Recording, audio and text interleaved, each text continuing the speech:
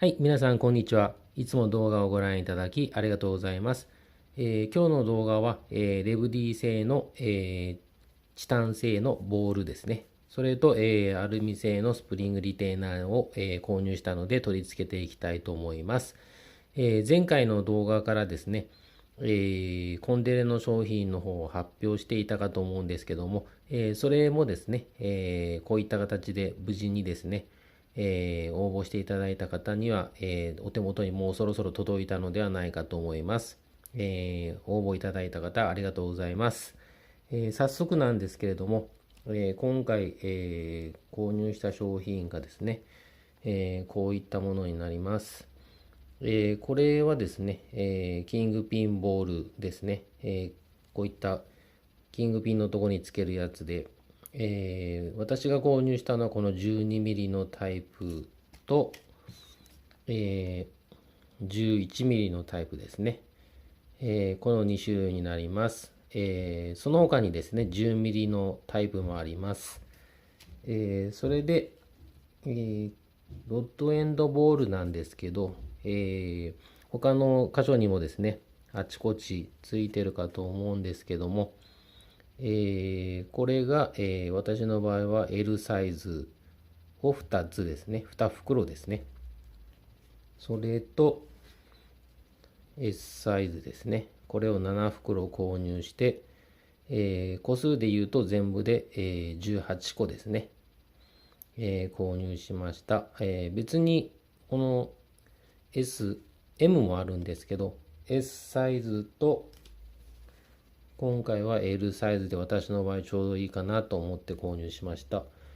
あと値段がですね、M は580円なんですけど、S と M、L だけは680円ですね。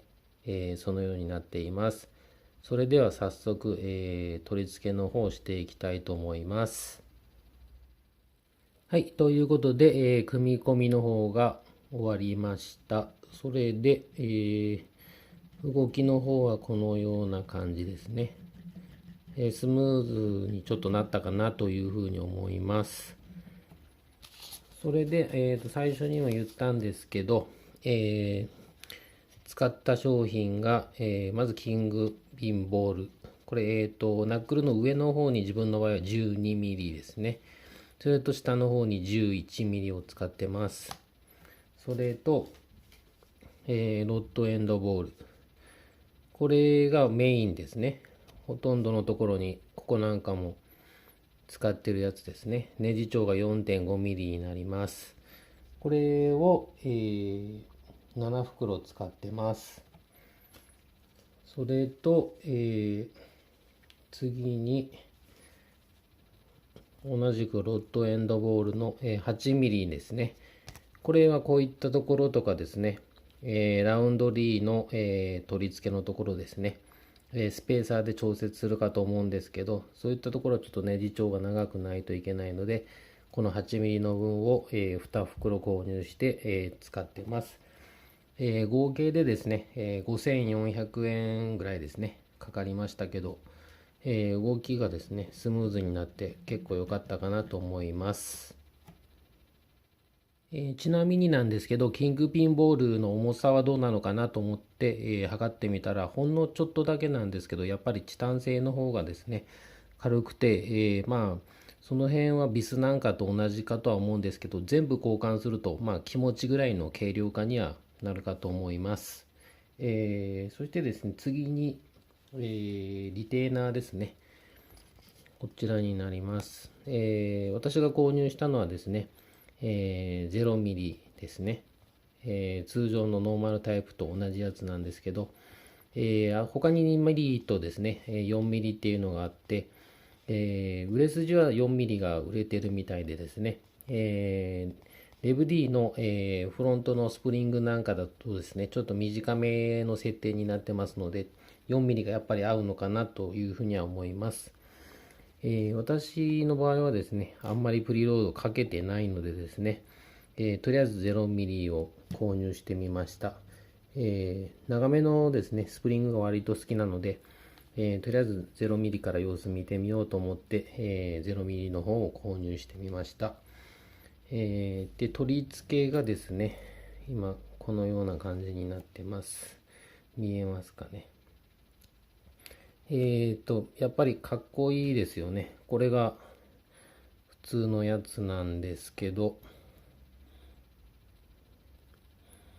見えづらいですかね。ロゴが入ってちょっと薄くなってますね。それで、こちらの方を見ると、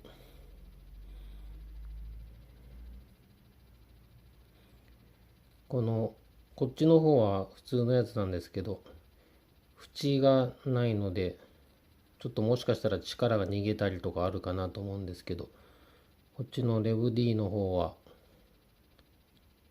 こっちの縁に入り込むので、多分しっかり力がかかるかなと思います。メーカーの方からもですね、ガタがないとかいうのも一つ売りにされてるみたいなので、走るのが楽しみにしています。それでですね、ちょっと2つぐらいで重さを測ってみたいと思うんですけど、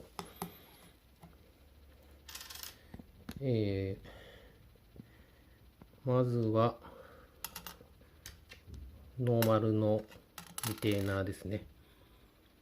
重さが 1.7 になってます。それで次がレブ D のリテーナーですね。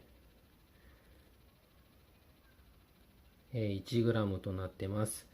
こちらもですね、さっきのボールと同じなんですけど、やっぱりちょっと軽さとかですね、意識して作られているのかなと思います。今日の動画はここまでなんですけど、またですね、新しい部品とかですね、購入してますので、まだチャンネル登録の方されてない方はですね、チャンネル登録の方よろしくお願いします。動画をご覧いただきありがとうございます。